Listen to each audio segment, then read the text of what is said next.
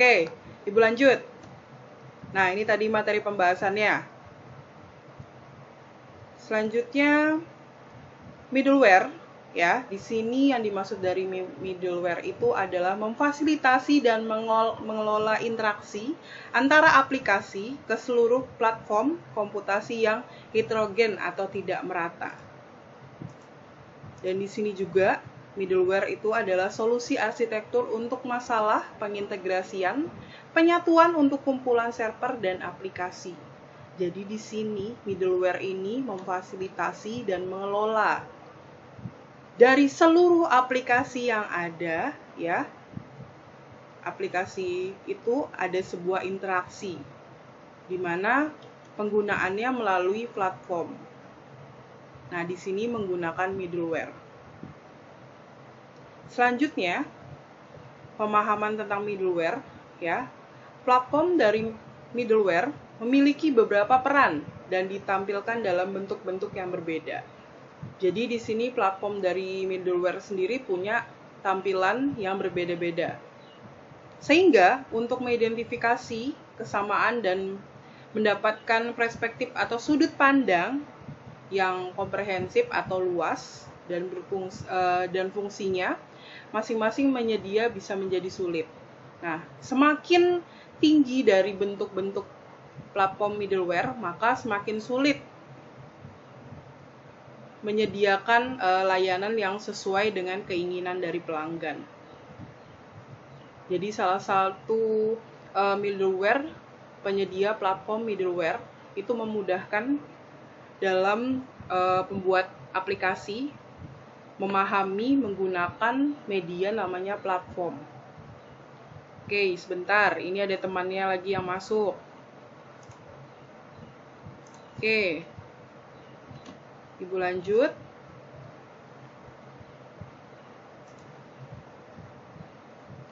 Oke, kita masuk untuk aspek umum yang mendasari sebuah platform dari middleware.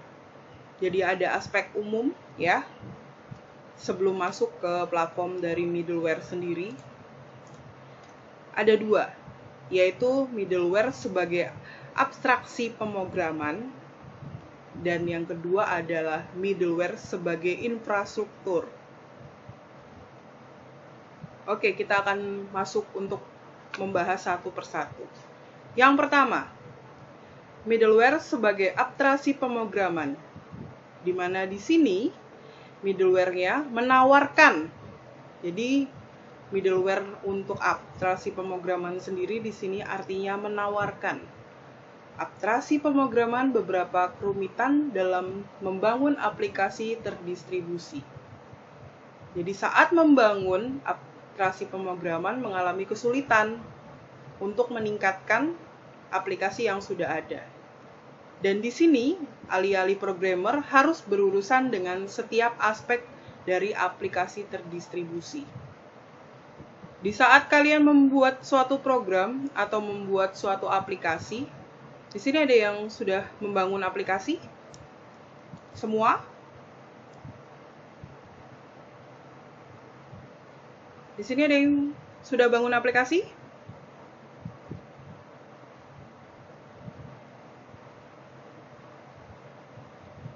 Bangun apa? Aplikasi apa?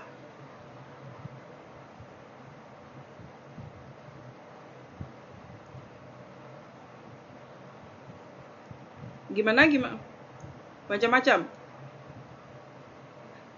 Ada apa? Suaranya putus-putus. Gimana?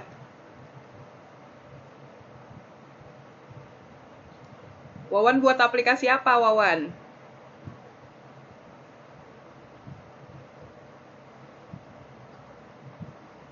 Iya. Oh, iya, aplikasinya dibangun pakai apa? Bahasa pemrograman apa? Biasanya dibangun pakai aplikasi Android Studio. Oke. Berarti sudah paham ya cara pembuatan dari Android Studio ya, buat aplikasi ya. Terkoneksi pakai database atau aplikasi cuma dasar? Sudah. Oke. Tapi saat membuka aplikasi Android Studio berat nggak?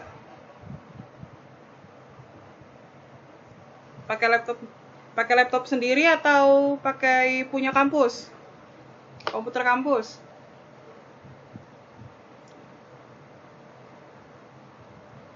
Oh iya, oke. Iya, soalnya Android Studio itu lumayan berat ya. Jadi kalau kalian memaksakan space laptop kalian tidak besar, itu dia ngangkatnya berat sekali aplikasinya. Untuk ngerunningkan aja, jalankan aja pasti berat sekali ya. Jadi kalau misalkan kalian masih ditawarkan menggunakan komputer kampus, lebih baik menggunakan komputer kampus. Soalnya biasanya Android Studio itu ya, ini Bu kasih tahu, kalau kalian sudah install di dalam laptop kalian, pada saat kalian sudah tidak ada lagi mata kuliah Android Studio, kalian mau install, itu pasti ada trouble. Pasti. Biasanya, Android Studio-nya itu ada komponen yang tidak mau install, dan itu masih membuat laptop kalian lambat. Ada yang tahu nggak itu? Ada yang tahu nggak?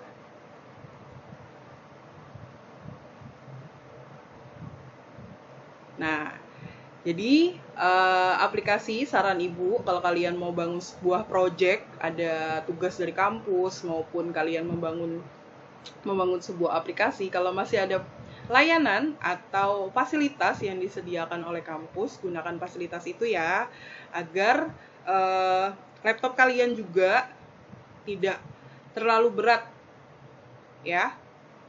Oke? Jadi pada saat kalian membuat, kembali lagi, gimana?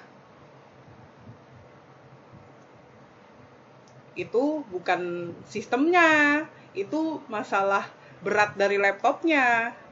Laptopnya memang tipis, tapi di dalamnya mungkin kita kan nggak tahu. Emang laptop bisa berbicara, saya sudah kepenuhan memori. Biasanya kita lihat dari local disk-nya. Tapi kalau misalkan kita nggak lihat, apa kita tahu laptop kita itu berat di dalamnya?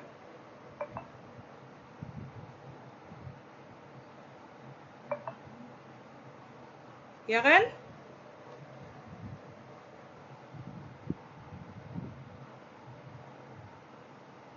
Oke. Ya, kita kembali lagi ke materi ya. Di sini berarti pada saat kita membangun sebuah aplikasi, ada aspek-aspeknya. Pertama, mungkin salah satu aspek, kalian buat aplikasi menggunakan apa dulu? Itu salah satu pertimbangan pertama, yang paling besar. Kedua, kalian paham nggak bahasa pemrograman dari aplikasi itu? Nah, itu yang dinamakan aspek-aspek. Kalian harus pahami itu dulu. Ya. Oke. Selanjutnya, untuk di middleware sendiri, ya, di middleware sendiri di sini ada menggunakan RPC. RPC yaitu Remote Procedure Call. Itu adalah contoh yang tentang abstraksi pemrograman dalam aplikasi. Nah, RPC sendiri sudah dipakai dalam contoh abstraksi pemrograman dalam aplikasi. Jadi di dalam middleware ada RPC lagi. RPC dan diterapkan ke dalam abstraksi pemrograman. Apa RPC itu? Apa RPC itu? Ada yang bisa bantu Ibu baca?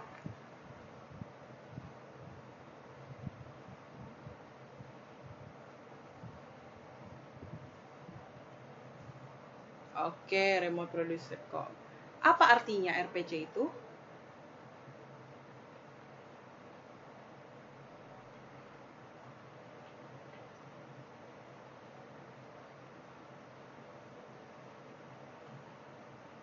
Ya, itulah RPC.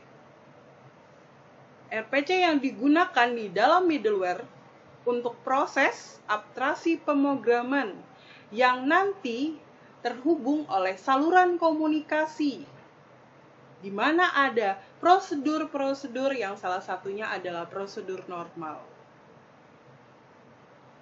Dengan RPC, ya, yang perlu dilakukan adalah merumus ulang komunikasi antara dua bagian aplikasi sebagai panggilan prosedur. Berarti di dalam RPC nanti ya, merumuskan komunikasi antara prosedur yang ada. Selebihnya dilakukanlah oleh middleware untuk mengimplementasikan abstraksi RPC itu.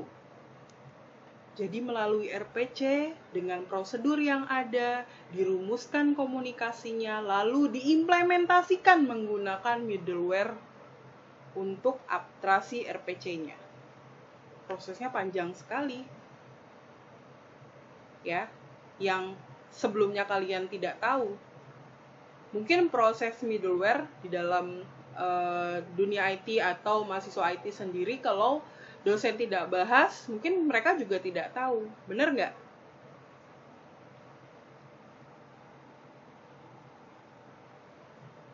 Nah, makanya di sini Ibu membahas apa sih itu middleware. Kenapa kita harus belajar middleware? Jadi di dalam middleware, ya, itu adalah salah satu yang membantu kita di saat kita menggunakan platform. Nah, di dalam platform itu ada lagi prosedur-prosedurnya. Ya, salah satunya RPC ini.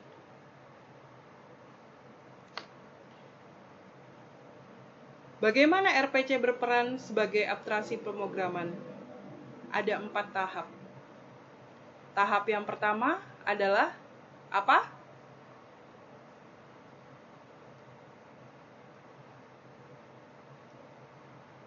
RPC, Remote Procedure Call. Di dalam RPC, ya, di dalam prosedur atau tahapan RPC ini, menyembunyikan detail komunikasi di balik panggilan prosedur dan membantu menjembatani platform yang heterogen. Jadi di sini nanti di RPC ini ada beberapa prosedur, ya, beberapa prosedur dari komunikasi yang ada, dan dia menjembatani untuk platform yang ada nanti. Nah, selanjutnya dari RPC yaitu ke soket. Soket ini, ya, di prosedur soket ini nanti ada proses di mana tingkat antarmuka sistem operasi ke protokol komunikasinya. Jadi nanti kalian cukup tahu prosesnya, tapi tidak melakukan prosesnya. Jadi di bagian soket itu adalah nanti antarmuka dari sistem operasi ke protokol komunikasinya. Lalu masuk lagi prosedur ke TCP dan UDP. Apa itu UDP? Apa itu TCP? TCP, Transmission Control Protocol, memverifikasi pengiriman aliran data yang benar. Jadi dia nanti tugasnya yaitu mengirim data yang benar. Lalu apa itu UDP? UDP yaitu User Datagram Protocol, mengangkat kantong data tanpa jaminan. Jadi TCP tugasnya mengalirkan, UDP tugasnya mengangkat data tanpa jaminan. Selanjutnya, masuk lagi ke protokol namanya Internet Protocol atau IP.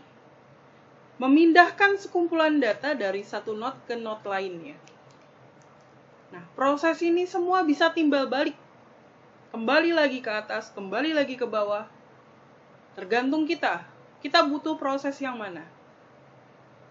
Nah, 4 proses inilah yang dimaksud dari abstraksi pemrograman di dalam penggunaan RCP. Selanjutnya, model pemrograman RCP. Di sini ada 3. Yang pertama, kita perlu menulis kode yang membuat channel dan semua kode untuk menangani kesalahan atau kegagalan yang mungkin terjadi pada channel. Wow, cukup berat ya untuk model yang pertama, karena setelah membuat channel, nanti kita harus menangani kesalahan dan kegagalan dari channel yang telah kita buat. Selanjutnya dari tahap pertama, lanjut ke tahap 2, merancang protokol. Dari membuat channel, selanjutnya yang kedua adalah merancang protokol. Agar dua bagian aplikasi dapat bertukar informasi secara teratur. Berarti misalkan protokol A ke protokol B. Bagaimana mereka berinteraksi? Bagaimana mereka saling bertukar informasi? Nah, butuh suatu rancangan agar mereka bisa dapat bertukar informasi. Ini masuk ke dalam model pemrograman RPC. Dan yang terakhir, yang ketiga, setelah kita membuat, merancang, lalu menyusun format untuk informasi yang dipertukarkan sehingga dapat ditafsirkan dengan benar oleh kedua belah pihak. Ada format sendiri saat kita mau menukar informasi. Tidak bisa sembarangan. Ya, tiga hal ini termasuk dari model pemrograman RPC. Oke, membuat, merancang, sampai dengan menyusun format saat menukarkan sebuah informasi. Ya. Selanjutnya, middleware sebagai infrastruktur. Kalau tadi middleware sebagai abstraksi pemrograman, yang kedua middleware sebagai infrastruktur. Di mana di belakang abstraksi pemrograman yang disediakan oleh middleware terdapat infrastruktur perangkat lunak yang kompleks yang mengimplementasikan abstraksi tersebut. Berarti di belakangnya abstraksi pemrograman terdapat sebuah infrastruktur. Ya, jadi di dalam dari abstraksi pemrograman adalah infrastruktur. Di mana infrastruktur ini cenderung memiliki footprint yang besar. Dan di sini juga saat ini ya, arahnya meningkatkan kompleksitas karena produk juga menyediakan abstraksi pemrograman yang semakin canggih dan menggabungkan lapisan tambahan. Misalkan di sini web server. Oke, kata web server asing nggak buat kalian? Asing nggak buat kalian? Ya, web server tidak asing ya buat kalian ya. Sudah pernah mendengar ya? Dan tahu apa itu web server ya? Oke. Nah, berarti di dalam web server ini juga itu masuk di dalam middleware dan infrastrukturnya. Nah, dalam hal ini membuat platform middleware menjadi sistem perangkat lunak yang sangat kompleks. Karena banyak sekali penggunaan platform middleware, ternyata ada infrastruktur, ada prosedur. Salah satu aplikasi di sini yang bisa dipakai yaitu server web. Ya. Di sini jadinya perangkat lunak yang kalian buat itu sangat kompleks.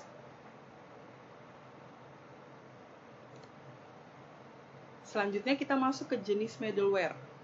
Ada berapa jenis middleware?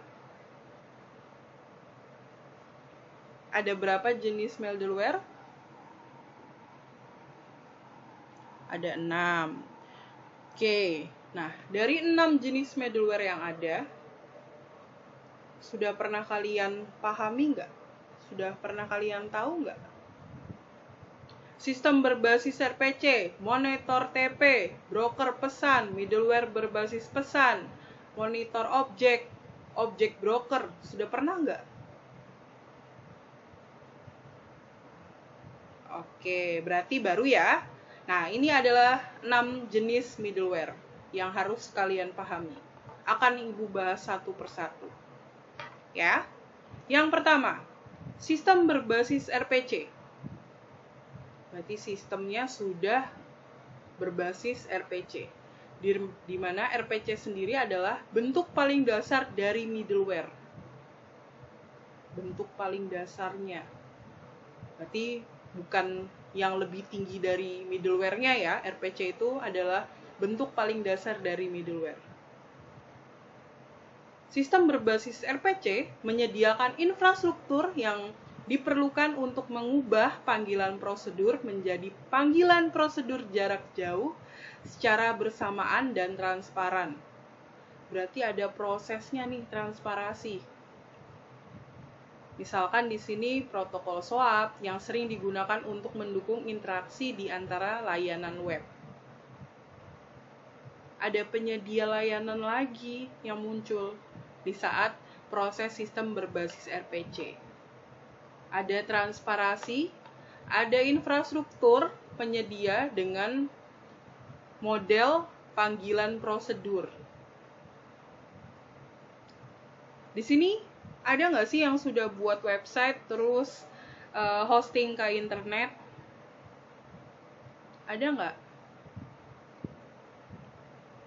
Sudah pernah hosting ke internet? Nah, biasanya kalian hosting itu yang gratis atau yang bayar?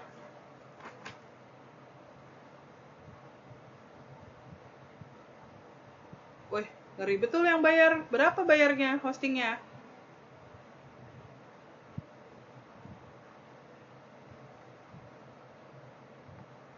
Berapa? Iya, yang murah berapa?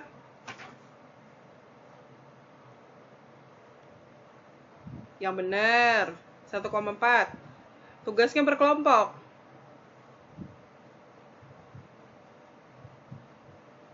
Oke. Tapi hostingnya dipakai nggak selama 2 tahun?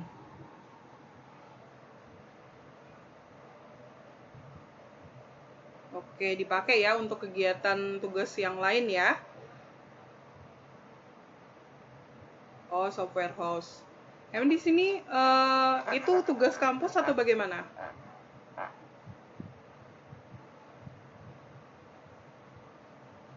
Iya. Oke, berarti sudah lumayan berkembang ya, berarti layanan webnya.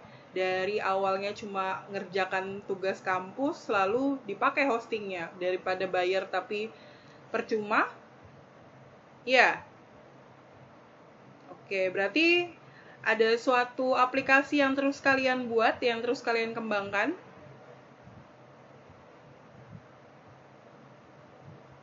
Oke, masih stuck ya. Berarti sudah ada konsumen? Atau kalian cuma menunjukkan produk kalian buat?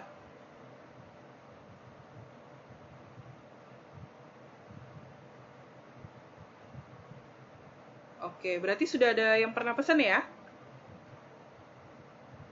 Oke.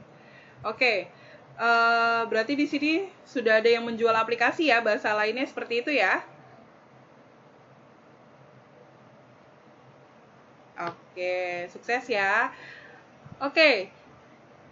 Di sini berarti rata-rata sudah pernah hosting di internet, ya, sudah menggunakan bahasanya jaringan langsung dari bukan htdoc lagi. Kalian biasanya tidak asing ya, ibu sebut htdoc, atau ada yang masih asing? Ada yang masih asing dengan kata htdoc? Ada yang asing? Nah, sudah nggak asing ya, bagi yang sudah pernah mengerjakan website, pasti tahu dengan kata htdoc, ya, nama sebuah folder. Nah, tapi biasanya juga jadi nama di koneksi database. Ya, biasanya kita hanya lokal, ya, servernya menjadi sudah ke layanan tergantung dari portal atau IP address-nya sendiri. Nah, dari layanan biasanya local host berpindah ke yang sudah online, pasti berubah kan di dalam koneksinya? Pasti berubah kan?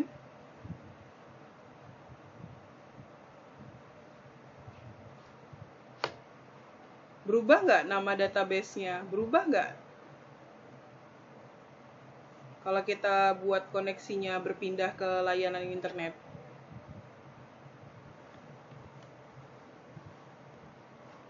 Berubah nggak?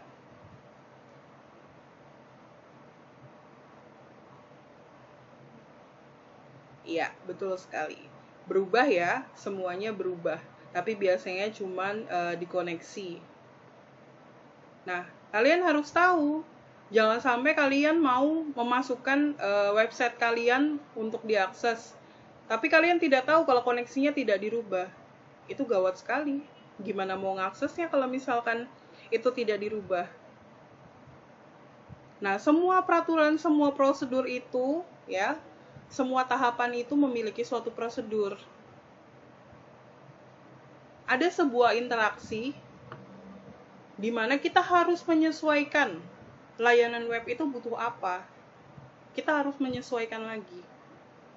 Tidak bisa kita membuat layanan web itu harus mengikuti kita. Tidak bisa. Yang ada, kita yang mengikuti layanan web itu maunya apa. Jangan sampai salah ya, kecuali kalian punya situs kalian sendiri. Oke, selanjutnya ada monitor TP. Monitor TP itu adalah sebuah bentuk dari middleware yang tertua dan paling terkenal. Merupakan teknologi yang paling andal, terbaik teruji, dan paling stabil dalam integrasi aplikasi perusahaan. Wow, monitor TP cukup terkenal. Salah satu yang cukup hits dan termasuk dari middleware yang tertua. Untuk klasifikasinya sendiri, ya, untuk monitor TP itu ada dua, TP Light dan TP Heavy. Dua klasifikasi inilah yang dipakai di monitor TP. Kita masuk lagi untuk broker pesan. Broker pesan adalah jenis middleware berorientasi pesan yang memiliki kemampuan untuk mengubah dan memfilter pesan saat mereka bergerak melalui antrian. Nah, untuk broker pesan lagi, itu salah satu jenis di middleware yang berorientasinya pesan. Dan di sini yaitu mengubah dan memfilter pesan saat bergerak melalui antrian. Berarti ada banyak pesan yang masuk di middleware. Nah, proses inilah yang masuk di dalam jenis middleware broker pesan. Dan di sini juga untuk broker pesan dapat secara dinamis memilih penerima pesan berdasarkan konten dari pesan. Berarti ada sub. Pesannya tentang apa? Misalkan keterlambatan, berarti nanti ada subjeknya, ada subnya lagi, berarti semua keterlambatan akan masuk di salah satu folder ini. Itulah fungsi dari broker pesan. Selanjutnya, jenis middleware berbasis pesan. Kalau tadi broker pesan, kalau ini adalah middleware berbasis pesan. Awalnya disadari bahwa RPC tidak selalu membutuhkan interaksi sinkron, kemudian dibuat RPC asinkron. Ada proses sinkron dan asinkron. Kemudian RPC asinkronnya dibutuhkan lebih sering dan akhirnya dibuat secara terpisah dan melahirkan jenis plafon baru. Saat proses middleware berbasis pesan, ya, sebuah RPC muncullah asinkronnya. Setiap dia berbasis pesan, maka akan dibuatkan atau akan melahirkan jenis plafon baru. Nah, ini disebut dengan middleware berbasis pesan atau Message Oriented Middleware atau MOM. Jadi saat middleware berbasis pesan membuat asinkron, maka akan ada plafon baru terus. Ini yang dinamakan MOM, Message Oriented Middleware. Selanjutnya, monitor object. Monitor object di sini hasil dari kedua tren adalah konvergensi antara monitor TP dan broker object. Dua jenis middleware ini menjadi monitor object. Monitor TP dan broker object menghasilkan sistem hybrid yang disebut monitor object. Berarti dua jenis middleware dijadikan satu menjadi jenis baru, yaitu monitor object. Sistem berupa sistem hybrid. Selanjutnya, object broker. Untuk object broker sendiri, ya, di sini RPC dirancang dan dikembangkan pada saat bahasa pemrograman utama adalah bahasa imperatif. Di mana ketika bahasa berorientasi objek mengambil alih, si platform ini dikembangkan untuk mendukung panggilan objek jarak jauh sehingga mengarah ke perantara objek. Jadi di sini platform sendiri dikembangkan, ya, akan ada transaksi atau proses pemanggilan objek secara jauh. Jadi akan ada juga perantara objeknya melalui RPC yang ada.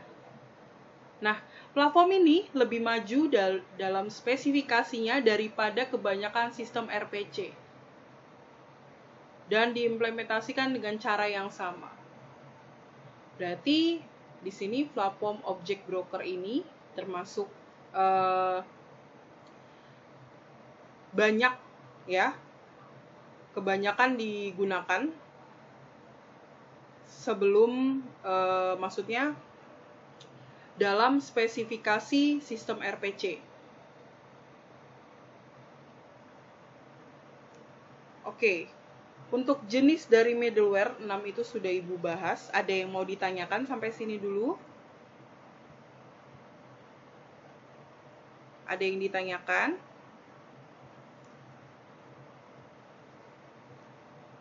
Ibu ngejelasinnya kecepatan atau bagaimana?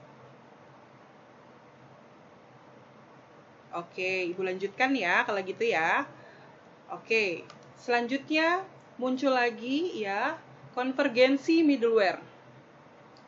Untuk konvergensi middleware, ya, di sini sering diperdebatkan bahwa ada terlalu banyak middleware dengan fungsionalitas yang bersaing dan tumpang tindih.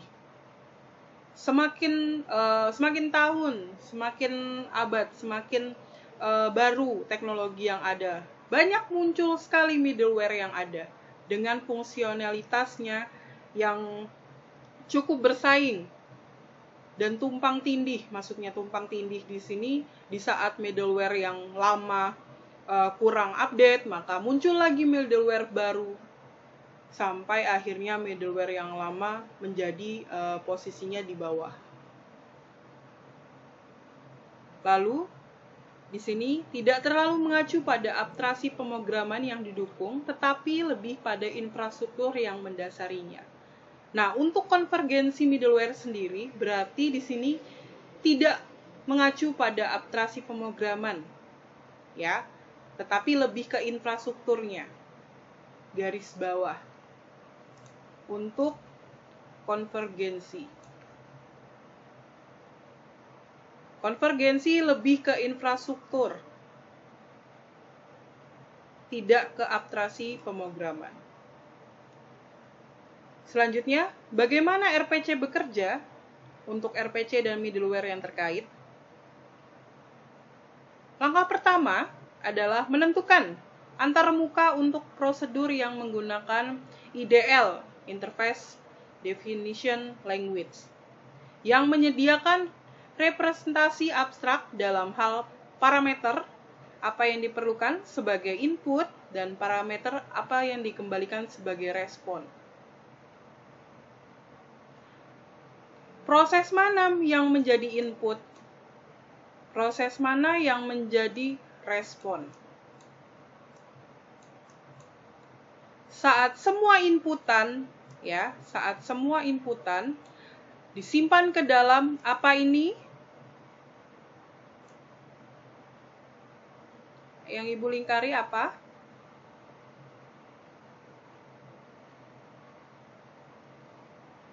Data? Yang Ibu lingkari apa? Data?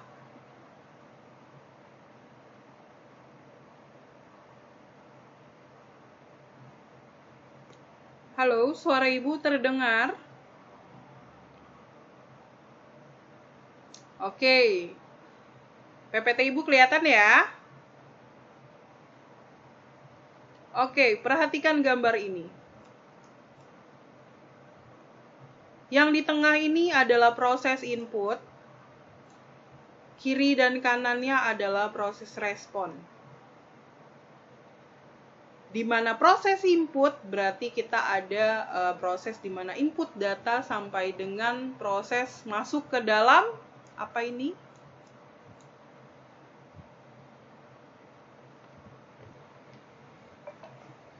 Oke, interface header-nya berada di dalam apa itu?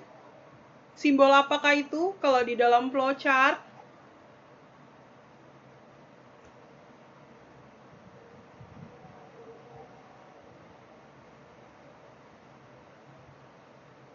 Simbol apakah itu?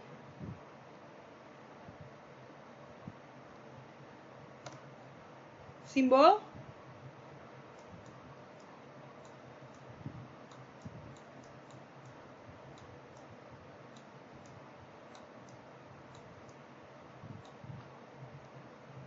Simbol apa itu?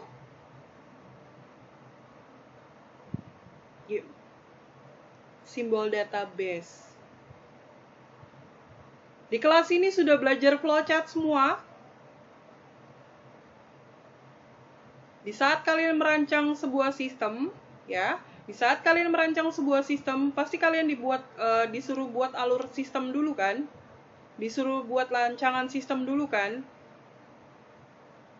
Ya kan? Nah, kalian tidak asing lagi dengan simbol ini, pastinya. Simbol database. Di saat proses input terjadi, data yang sudah kalian input itu emang didiamkan saja, tidak ada proses penyimpanannya. Pasti ada kan? Nah, proses simpan itulah yang akan nanti dimasukkan ke dalam database. Setelah itu ada respon yang keluar.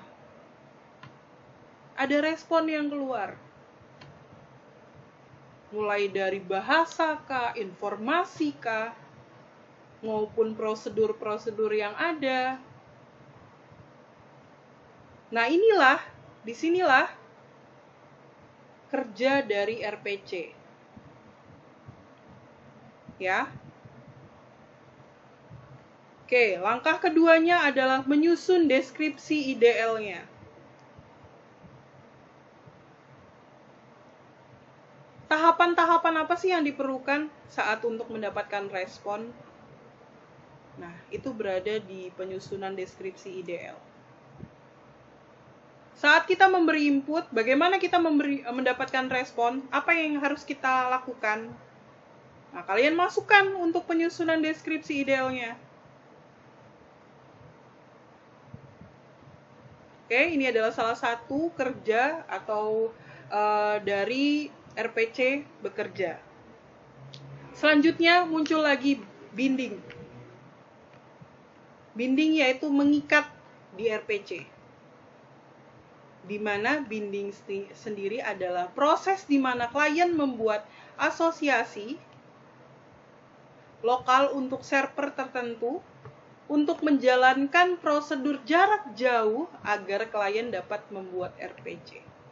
Jadi proses binding sendiri ya, proses binding sendiri adalah membuat asosiasi lokal untuk server tertentu agar si klien ini bisa membuat RPC dengan prosedur jarak jauh. Jadi proses RPC itu tidak harus menggunakan satu PC, tapi bisa juga menggunakan PC lain yang tidak satu server yang sama, tapi juga bisa menggunakan atau bisa membuat RPC ya dengan prosedur jarak jauhnya. Nah, tapi pertama-tama klien harus mencari dan mengikat ke server yang menghosting prosedur jarak jauh RPC-nya. Berarti ada hosting lagi. Ada hosting yang harus dicari. Nah, di sini ya, hosting ini berupa yang statis dan dinamis.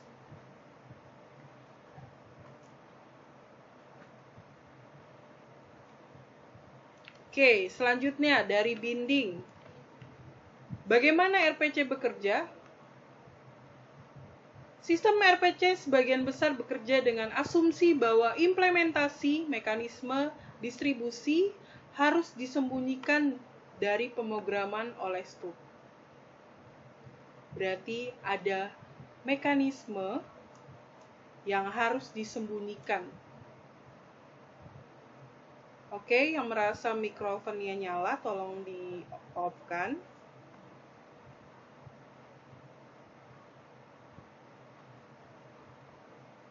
Di sini dengan kata lain, programmer belum tentu mengetahui apakah binding bersifat dinamis atau statis. Nggak usah jauh-jauh deh. Apa yang dimaksud dinamis dan statis? Poin jika kuisnya dapat rendah bisa menjadi poin. Apa yang dimaksud dinamis dan apa yang dimaksud dengan statis? Boleh searching, boleh. Namanya siapa? Siapa namanya? Siapa? Siapa, maaf? Farhan. Oke, gimana Farhan?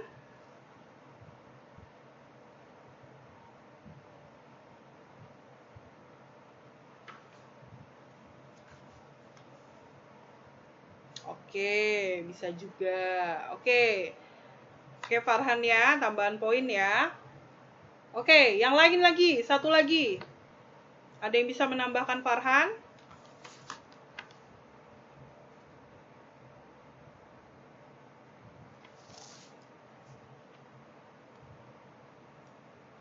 Ada lagi nggak?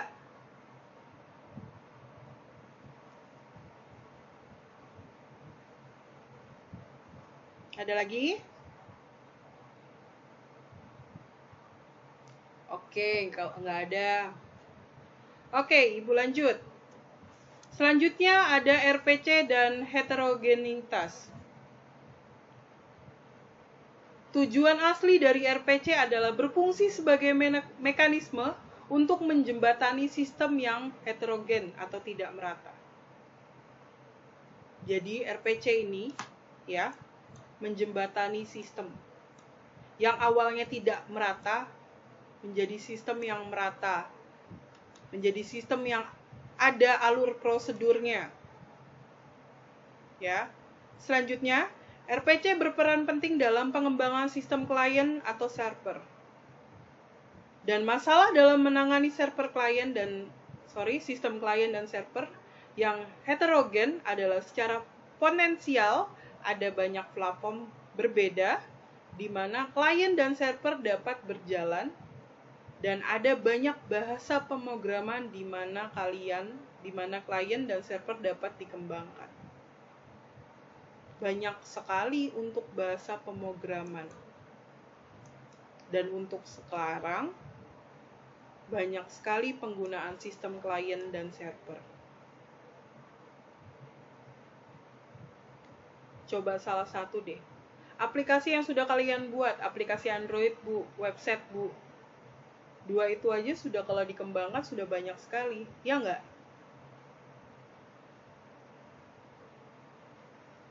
Aplikasi Android, aplikasi desktop itu kalau kalian jual ya, kalian jual nggak usah jauh-jauh, buat tugas aja, buat adik tingkat kalian.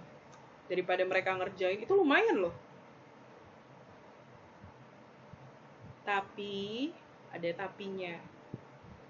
Untuk mahasiswa, ya, untuk mahasiswa, kita memang bahasanya, basic kita bisa buat aplikasi. Yang penting saat posisi kita butuh uang, apapun kita kerjakan. Tapi tidak begitu.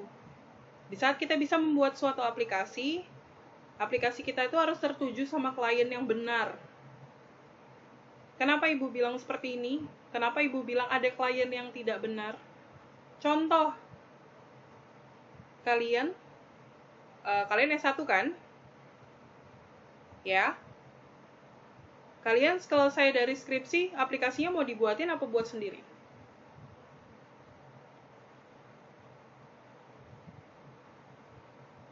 Aplikasinya mau dibuatin apa buat sendiri?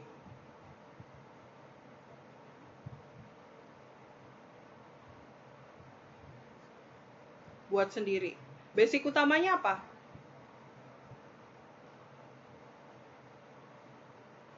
Program bahasa pemrograman apa yang kalian kuasai? Itu harus kalian mantapi. Jangan sampai kalian bahasa kasarnya serakah. Bu, saya mau belajar Android, saya mau belajar web. Tapi ujungnya saya cuma pengennya Android, Bu. Tapi karena kemarin saya nggak memperdalami, Bu, jadi agak susah.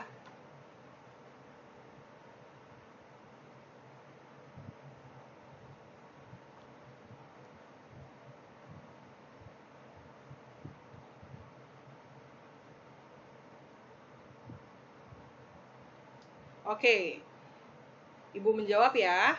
Nah, pengalaman Ibu, dunia pekerjaan itu biasanya kita itu sudah tahu dasarnya. Di kampus itu kita hanya tahu dasarnya. Tidak pernah di kampus itu lebih gampang daripada dunia kerja. Pasti dunia kerja itu lebih susah daripada dunia kampus. Ya, biasanya seorang programmer, Ibu kemarin develop tapi Ibu ke database. Kita punya dasar nih yang kita bawa dari kampus. Kita terjun ke dunia kerja. Pada saat kita masuk ke dunia kerja, kita masuk namanya masa training. Kita dilihat kemampuan kita sampai mana. Di saat itu perusahaan itu memutuskan, oh, anak ini tahu dasarnya, oke, bisa dikembangkan. Tapi kalau anak ini tidak tahu dasarnya, perusahaan akan berpikir untuk 2 kali. Tapi kalau kita punya kemauan, insya Allah ada jalannya. Ya. Jadi bagi mahasiswa di kelas ini, baru semester 5 kan? Ya kan? Nah, kalian harus tahu arah dari tujuan kalian kuliah. Ya, saya tidak mau dengar ada kata dari Kaprodi, Bu, mahasiswa ini dibuatkan programnya. Ditanya sama mahasiswa, kenapa kamu dibuatkan programnya? Bu, yang penting saya kan mengerjakan skripsi. Kalau untuk kampus, ada namanya kami penilaian lulusan. Kalian kerja di mana sehabis kalian lulus dari kampus? Nanti kantor kalian itu ada feedback balik ke kampus kita. Bu, bahwa mahasiswa Ibu ini tidak bisa apa-apa, misalkan. Itu sudah memberi nama yang buruk untuk prodi atau kampus. Ya, jadi diharapkan untuk kelas ini, ya, Ibu kasih masukan. Kalian harus tahu apa yang harus kalian buat untuk untuk skripsi kalian. Jadi kalian harus memperdalami bahasa pemrograman yang kalian mau, kalian sukai. Ibu berharap kelas ini semuanya bisa bikin program. bukan hanya program. Kalau kalian mampu buat software, kenapa enggak buat perangkat? Anak IT bukan hanya aplikasi kok, software dan hardware pun bisa. Oke? Sudah paham apa maksudnya Ibu? Oke, Ibu lanjut ya, kita lanjut ke materi. Nah, selanjutnya ada ekstensi ke RPC. Di mana di sini memberi motivasi di balik ekstensi ke RPC ini terletak pada peningkatan ketersediaan server dengan antarmuka yang dipublikasi dan stabil mendorong kebutuhan akan arsitektur dan infrastruktur untuk mendukung integrasi server. Sehingga ekstensi ke RPC telah menghasilkan platform middleware yang berbeda seperti halnya monitor TP. Dan di sini berarti membahas RPC asinkron, komunikasi yang tertunda atau tidak langsung. Kembali lagi ke RPC asinkron. Dengan adanya pembuatan platform middleware baru dari RPC asinkron di ekstensi ke RPC. Di mana proses ini ya didukung atau didorong dengan kebutuhan arsitek dan infrastrukturnya. Di saat kalian membangun sebuah aplikasi, harus ada yang mendukung, harus ada arsiteknya juga, rancangan sistemnya. Tidak bisa kita membuat suatu aplikasi tanpa ada rancangan sistem, tanpa ada infrastruktur, itu tidak bisa. Oke. Selanjutnya, infrastruktur RPC middleware DCE. Apa itu DCE? Apa itu DCE?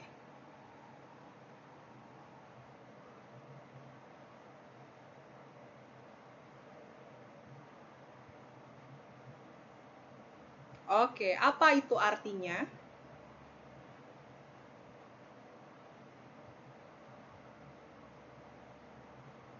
Apa? Apa yang dimaksud dari DCE?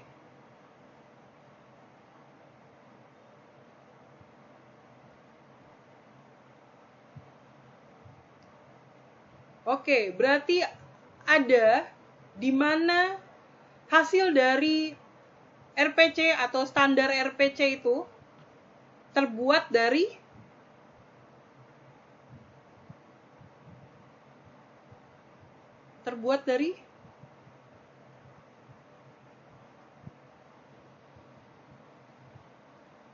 jadi di saat ya terbuat dari DCE. Di saat hasil atau standar sebuah RPC ya itu adalah hasil dari DCE, di mana DCE tidak hanya memberikan spesifikasi lengkap, tetapi bagaimana RPC harus bekerja, tetapi juga implementasi standar. Berarti sudah ada goal dari RPC, ya, standarnya RPC yang didukung oleh DCE. Di mana tujuan dari DCE sendiri yaitu memberi vendor penerapan standar yang kemudian dapat mereka gunakan dan kembangkan sesuai dengan kebutuhan untuk produk mereka sendiri. Ada standarisasinya lagi agar RPC yang telah dibuat meyakinkan konsumen agar mau beli produk ini loh, agar mau beli software yang sudah kita hasilkan ini loh. Makanya perlu suatu standar. Jangan salah, aplikasi yang sudah terjual atau aplikasi yang sudah pernah dibangun dan dijual itu ada standarnya sendiri. Tidak sembarangan dibuat. Bu, aplikasi saya cuma bisa input dan cetak. Monggo, itu standarnya kalian. Tapi konsumen maunya bagaimana berbeda lagi. Di saat kalian TikTok mau membuatkan proyek di konsumen, Kalian harus punya standar aplikasi kalian sendiri. Konsumen setuju, oke. Tapi kalau konsumen tidak setuju, apa yang perlu dirubah? Ada namanya diskusi. Standar itu penting di saat kalian membangun sebuah aplikasi. Ada spesifikasinya. Ya, inilah guna dari DCE. Selanjutnya, monitor TP atau Transaction Processing Monitor adalah salah satu bentuk middleware tertua. Sudah Ibu bahas di slide sebelumnya, monitor TP ya. Itu adalah salah satu bentuk middleware tertua. Karena telah ada untuk waktu yang lama. Berarti monitor TP ini sudah digunakan lama sekali penggunaannya. Dipahami dengan sangat baik dan telah dipelajari dengan sangat rinci. Berarti mudah dipahami dan enak untuk digunakan si user atau pengguna. Apa sih fungsi dari monitor TP? Yaitu menyediakan fungsionalitas yang diperlukan untuk mengembangkan, menjalankan, mengelola, memelihara sistem informasi terdistribusi transaksional. Berarti fungsi monitor TP itu banyak sekali. Makanya dibilang di sini monitor TP telah ada dalam waktu yang lama. Mudah untuk dipahami dan dipelajari secara rinci. Karena banyak sekali fungsionalitasnya. Mengembangkan, menjalankan, mengelola, dan memelihara. Di saat kalian membangun sebuah software, proses inilah yang penting. Ya, itu semua masuk di fungsi monitor TP. Nah, untuk monitor TP sendiri mempunyai fungsi monitor sendiri, ya, ada beberapa fungsi lagi di dalamnya. Salah satunya semua fungsionalitas dan mesin diperlukan untuk mendukung RPC. Ada lagi abstraksi pemrograman, manajer transaksi, sistem monitor, runtime environment, komponen khusus, sampai dengan alat pendukung lain untuk memasang, mengelola, memantau kinerja semua komponen. 7 ini adalah fungsi monitor TP. Dan di dalam fungsi itu lagi ada fungsi utama dari masing-masing fungsi tersebut.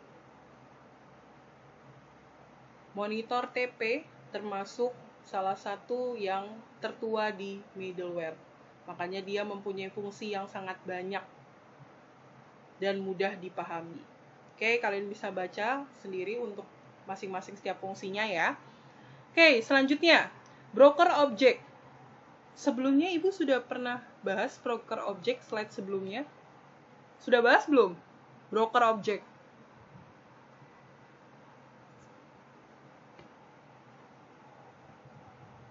Slide sebelumnya belum? Oke. Di sini, broker object adalah infrastruktur middleware yang mendukung interoperabilitas antara objek.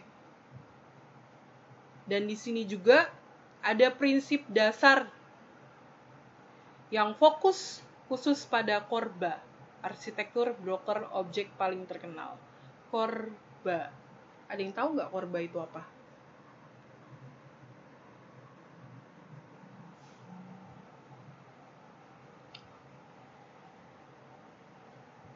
Oke, Corba. Tadi siapa ya?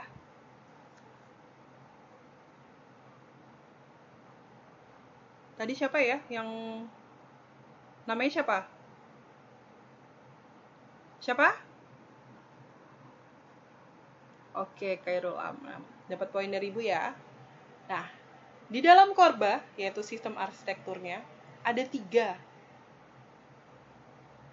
Ya, ada 3, yaitu Object Request Broker, layanan Corba, dan fasilitas Corba.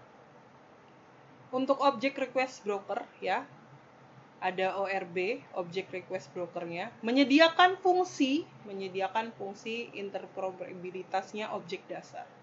Nah, berarti di step object request broker itu menyediakan fungsinya. Apa saja sih yang dibutuhkan dalam object request broker? Fungsi apa saja sih yang dibutuhkan agar memaksimalkan kerjanya? Lalu ada layanan korba. Serangkaian layanan yang dikenal secara kolektif dengan nama layanan korba dapat diakses melalui API standar dan menyediakan fungsionalitas. Layanan korba yaitu serangkaian layanan. Banyak sekali layanan-layanan di dalamnya. Masuk lagi ke fasilitas korba. Di sini contohnya termasuk manajemen dokumen, internasionalisasi, dan dukungan untuk agen seluler. Itu adalah fasilitas dari korba. Nah inilah, dari 3 inilah yang masuk untuk sistem arsitekturnya dari korba sendiri. Ya. Oke, selanjutnya middleware berorientasi pesan. Middleware yang berorientasi pada pesan seringkali disajikan sebagai teknologi revolusioner yang dapat mengubah cara sistem informasi terdistribusi dibangun. Berarti di dalam middleware berorientasi pesan, ya, bisa mengubah cara informasi terdistribusi dibangun.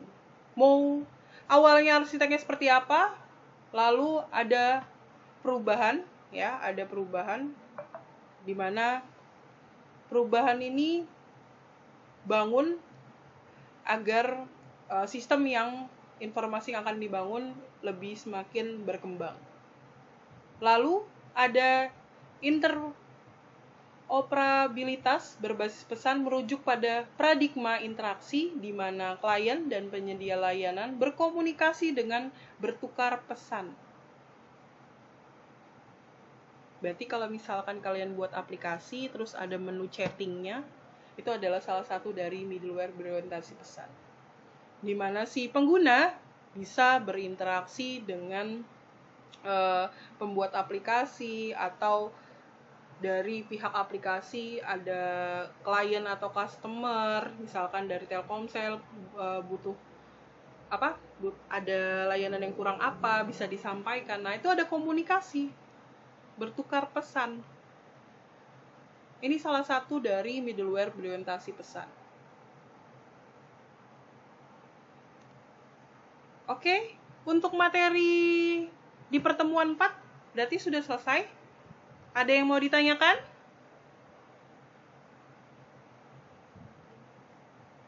Ada yang mau ditanyakan untuk materi keempat? Oke, insya Allah tidak ada ya. Nanti kalau misalkan ada yang mau ditanyakan di luar Google Meet, bisa didiskusikan di grup atau chat ibu ya di WA. Oke, untuk pertemuan keempat ya, di sini tidak ada tugas tapi ada kuis yang ibu tadi singgung menggunakan aplikasi Quizizz. Mohon disiapkan. Pertemuan selanjutnya, pertemuan kelima yaitu presentation web materinya.